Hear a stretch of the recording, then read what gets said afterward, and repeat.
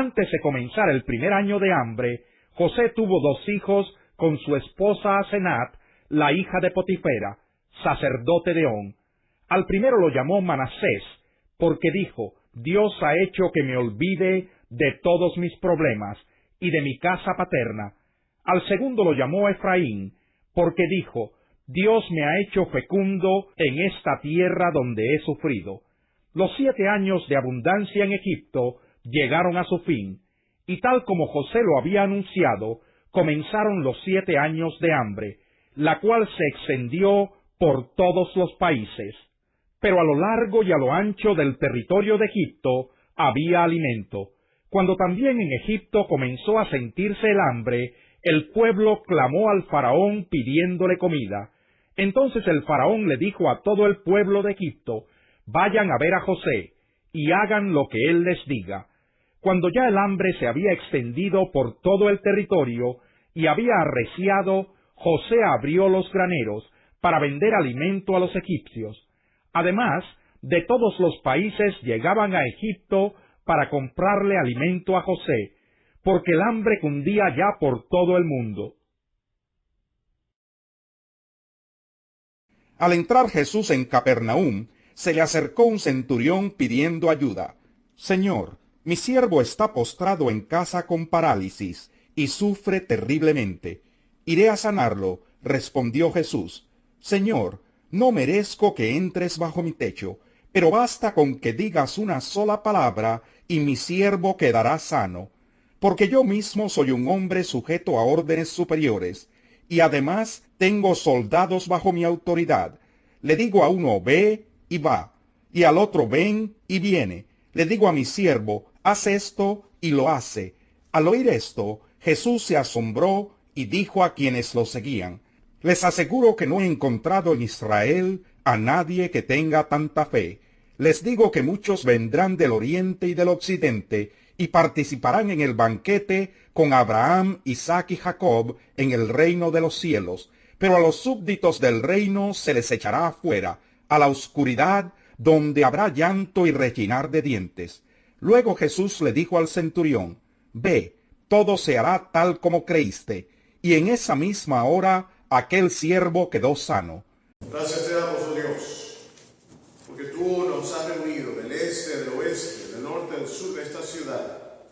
Algunos con dificultades de llegar aquí, pero nos has traído, y el propósito es para que experimentemos la abundancia de tu mesa y el poder de tu sanidad. Te pedimos en el nombre de Jesús que hagas tu obra, que sigas haciendo tu obra en medio de tu pueblo, y que por medio de la predicación hables tú a nuestros corazones en este día, y que por medio de la mesa seamos alimentados para servirte en obediencia, de acuerdo a tu voluntad, en el nombre de Jesús. Amén. Pueden tomar asiento, queridos hermanos. Gracias, hermana Agar. Yo quiero decirles que en este domingo de comunión mundial, en el que desde hace más de 80 años, no solamente en nuestra denominación, sino en muchas otras, hemos estado recordando el hecho de que venimos a una misma mesa, no importa de dónde seamos y dónde estamos. Nosotros podemos también, hermanos, recordar el hecho de que, independientemente de quiénes somos, participamos de esta mesa. Regresando a José, amados hermanos,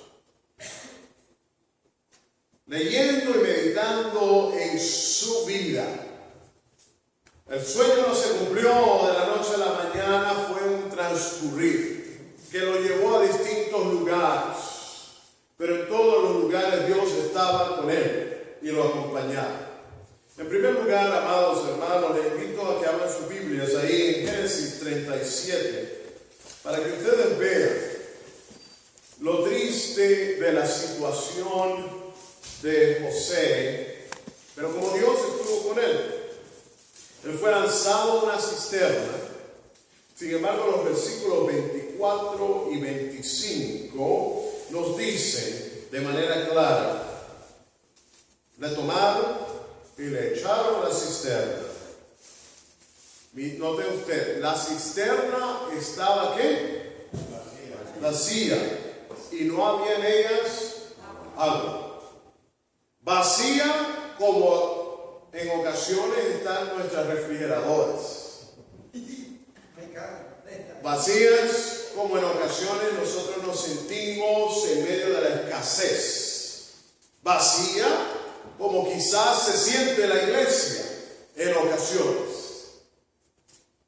Y ese vacío sin agua contrasta con el hecho que se nos relata en el versículo siguiente.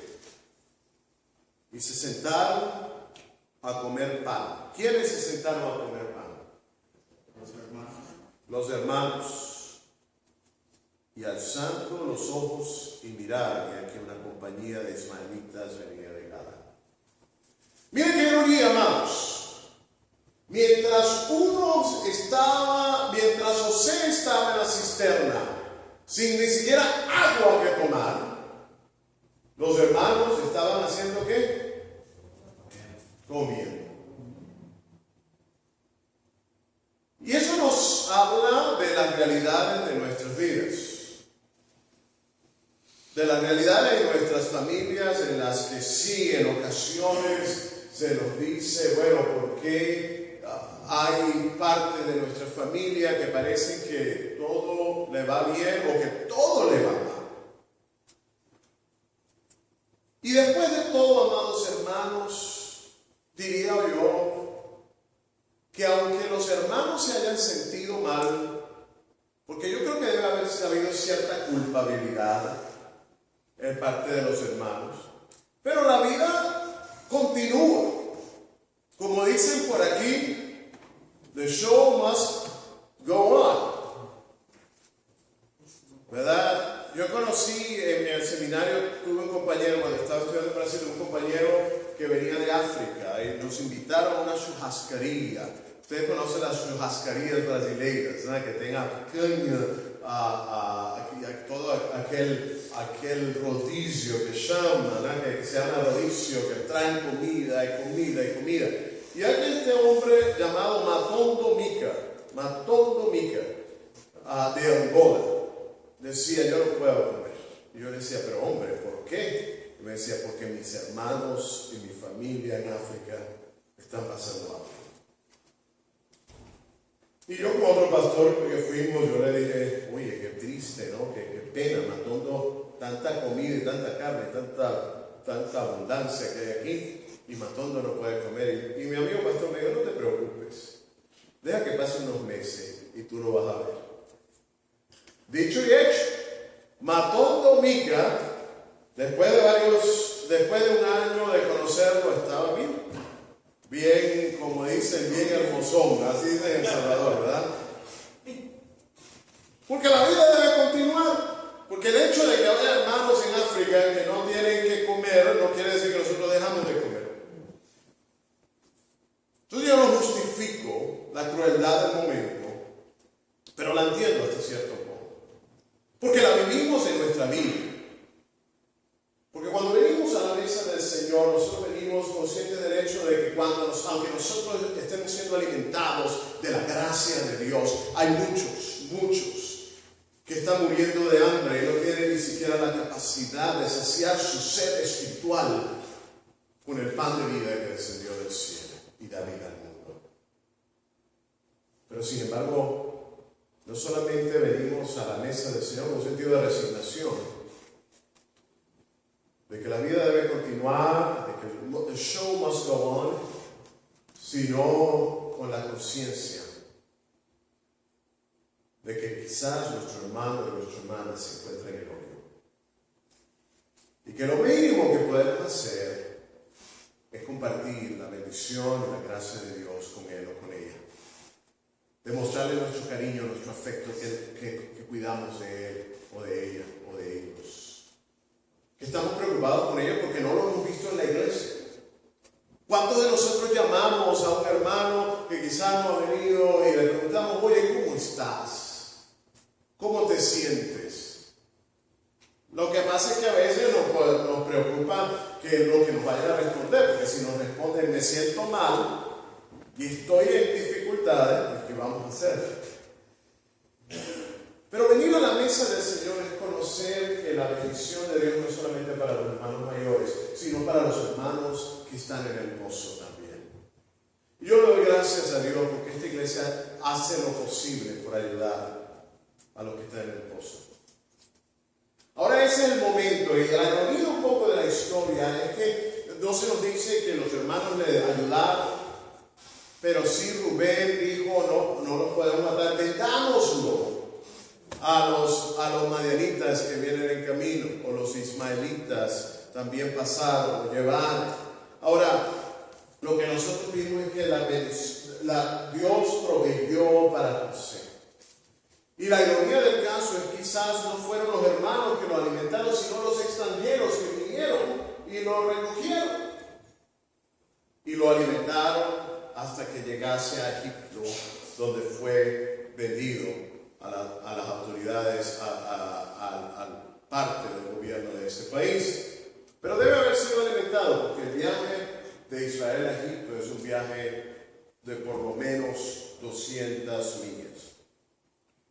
Entonces podemos vemos en el capítulo 37 una mesa, pero una mesa de apatía, una mesa en la que hay cinismo, una mesa en la que somos alimentados sin pensar en los otros. Ahora llega José y en el capítulo 39 se nos habla de otra mesa que él encuentra. Imagínense venir a la casa de Potifar. La próxima semana voy a hablar un poco más sobre eso. Pero venir a la casa de Potifar donde había abundancia y Dios lo puso en un lugar de gerenciar la abundancia que existía en ese lugar. Desde el fondo del pozo, donde no había agua, hasta la casa de Potifar. Porque hay momentos y hay altos y bajos en la vida de todos nosotros. Pero sin entrar a ese punto, yo quiero llamarles la atención a otras mesas que se nos hablan en la narrativa de la vida de José. En el capítulo 40 de Génesis, versículos 20 al 22, se nos habla de la mesa del cumpleaños de Faraón. Imagínense ustedes. El rey hizo ¿qué? Banquete a todos sus sirvientes. Y alzó la cabeza del jefe de los coperos y la cabeza del jefe de los panaderos entre sus servidores. E hizo volver a su oficio al jefe de los coperos y dio la copa en mano de Faraón. Mas que hizo ahorcar al jefe de los panaderos. Otra mesa, la mesa de Faraón. Y en este caso, una mesa de juicio. Como ustedes saben, luego de la situación, en la confusión o la mentira en la casa de Potifar, José fue tomado preso y llevado a un lugar, otra vez a otro hoyo, a otro pozo, a otra cisterna.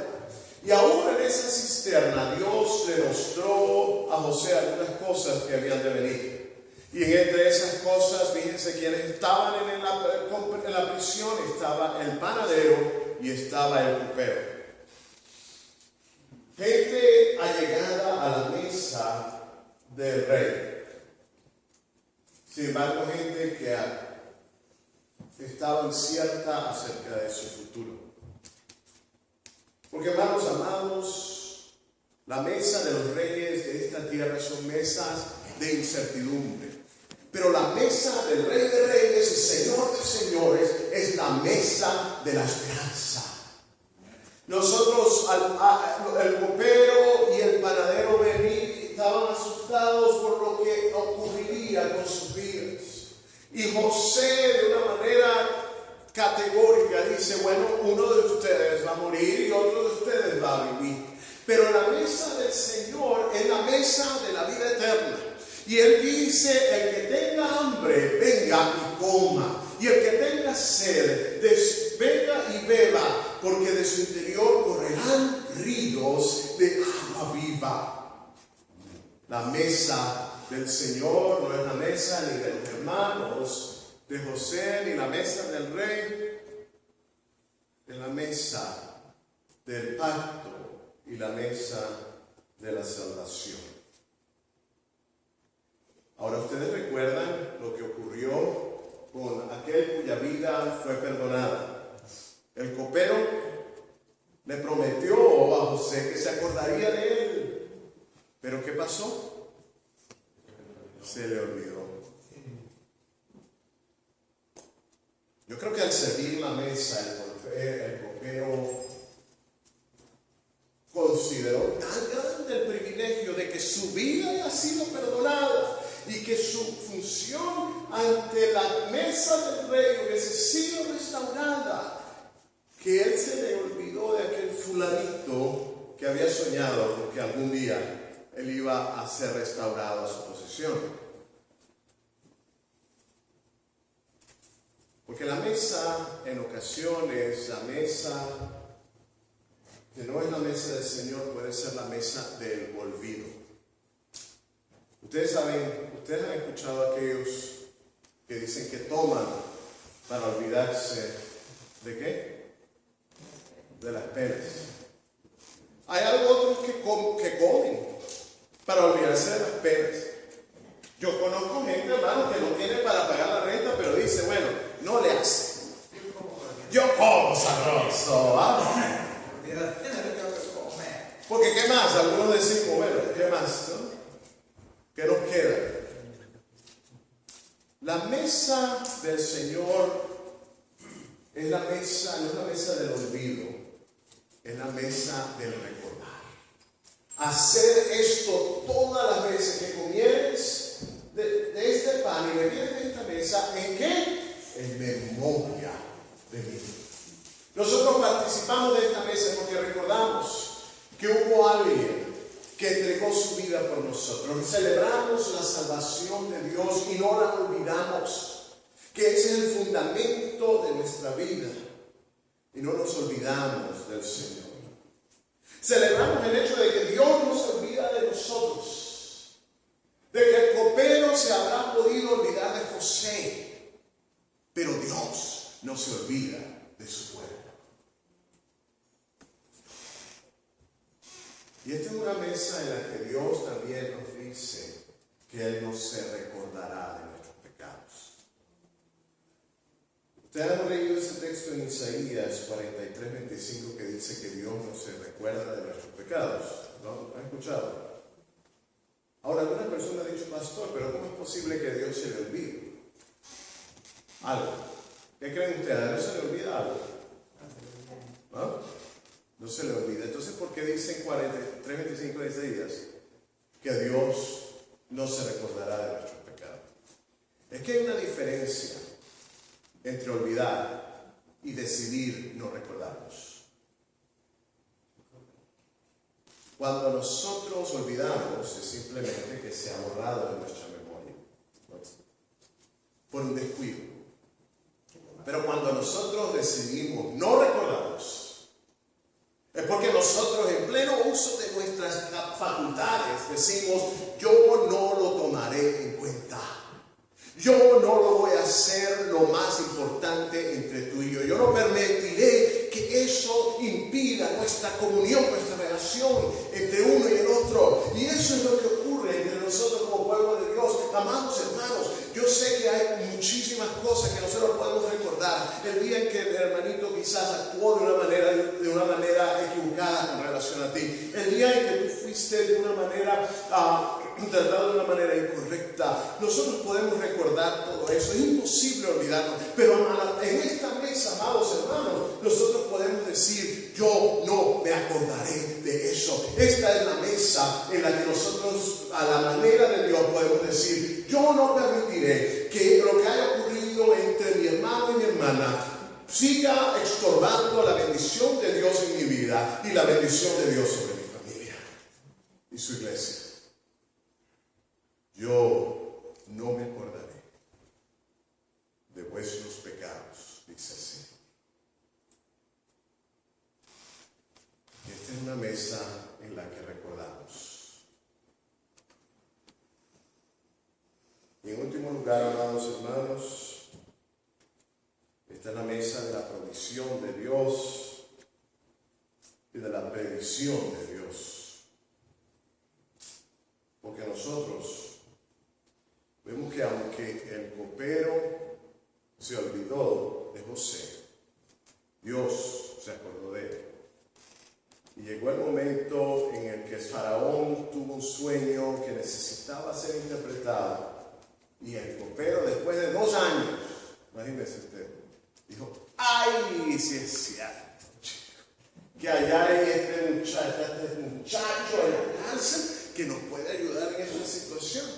Resulta que este muchacho en la cárcel llega, interpreta los sueños y dice, nada más y nada menos, van a venir 7 años de abundancia y 7 años de escasez. Es un sueño realístico, porque aún al mayor de los imperios del mundo como Egipto le podía caer un tiempo de escasez. El sueño mostraba el hecho de que no importa quiénes nosotros creamos que somos, como país, o como familia, o como profesionales, a todos nos puede pasar llegar a una situación de escasez. Hasta el faraón, hasta el rey de Egipto. Pero en la mesa nosotros recordamos, amados, que Dios es un Dios de abundancia. Que Dios es un Dios que conoce nuestro porvenir. Y que Dios es un Dios que instruyó a José para que se guardase y se ahorrase lo suficiente para que cuando llegasen los 7 años de necesidad hubiese lo suficiente. No solamente para Egipto, sino para todas las naciones. Amados hermanos, ¿cuántos creen que Dios es un Dios de abundancia? ¿Cuántos creemos que aunque pasemos momentos difíciles, nuestro Dios suplirá todo lo que nos falta conforme a sus riquezas en gloria? ¿Cuántos estamos dispuestos a venir a esta mesa comprometiéndonos con Dios y hacer los sacrificios que haya que hacer? Él ya lo ha hecho todo en la cruz del Calvario. Pero en respuesta a eso nosotros debemos hacer los sacrificios de mayordomía, los sacrificios de responsabilidad necesarios para prepararnos, aún para los momentos difíciles que puedan venir. Y usted dirá, pastor, yo veo alrededor y yo veo que los tiempos difíciles ya han llegado para esta congregación. La pregunta es si estamos preparados para que en medio aún de la escasez vivir en la abundancia y la plenitud de Dios. Porque yo creo que si estamos aquí hoy, hermanos, y les voy a ser franco, si esta iglesia no se cerró, es porque hubo gente que tenía los recursos espirituales y está comprometida materialmente para estos tiempos. Porque si no lo hubiese, si no hubiese gente orando, si no hubiese gente comprometida, si no hubiese gente que está dispuesta aún en su propia escasez, presentarla delante del Señor, nosotros no estuviésemos sirviendo esta mesa aquí. Tal vez no estuviésemos sirviendo en otro lugar. Pero gracias a Dios por los Josés, que sabe que hay tiempos de escasez, pero que en medio de la escasez Dios quiere darnos su abundancia. Y que están dispuestos a permanecer fieles en la cisterna, en el calabozo o en la prisión.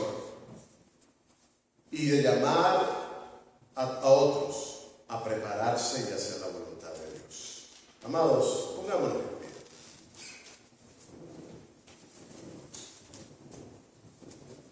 Yo no sé en qué momento te encuentras tú en tu vida, si en momento de abundancia o de necesidad. Pero yo sí sé que Dios, el Dios de José, es el Dios nuestro en este día. Y es el Dios que nos invita a su mesa. Así que yo quiero que tengamos un tiempo de oración delante del Señor. y preguntarle al Señor, Señor, ¿estoy yo consciente de la mesa a la cual voy a participar? Estoy consciente que no es la mesa de apatía, no es la mesa del que apenas dice el show debe continuar, que no es la mesa que se olvida de la necesidad que hay en el mundo, sino que es la mesa de misericordia y del pacto de Dios para con nosotros. Que es la mesa en la que celebramos que Dios no se olvida de nosotros y que Dios ha de suplir lo que es necesario para nuestras vidas, tanto espirituales como materiales. Amado Dios, en esta hora te pedimos que prepares nuestros corazones. Que perdones, oh Dios, amado, nuestro pecado y que nos ayudes a venir a esta mesa y comer de este pan y de este vino en respuesta a tu maravillosa gracia en Cristo Jesús. Amado Dios, ayúdanos a participar de esta mesa como el cuerpo de Cristo, no solamente como individuos que han sido salvos por tu gracia y experimentado tu salvación por tu gracia, sino como parte de tu pueblo en este lugar, al cual tú quieres llamar para participar con gozo en este día y por toda la eternidad de tu amor y de tu bondad. Te pedimos por tu iglesia alrededor del mundo, muchos de ellos, Señor, ni siquiera con la capacidad de comprar el pan para la mesa tuya. Que tu provisión sea con tu pueblo y con cada uno de nosotros, y que podamos seguir viniendo a tu mesa con confianza de que tú eres nuestro proveedor y nuestro Dios. Gracias, oh Dios, en el nombre de Jesús.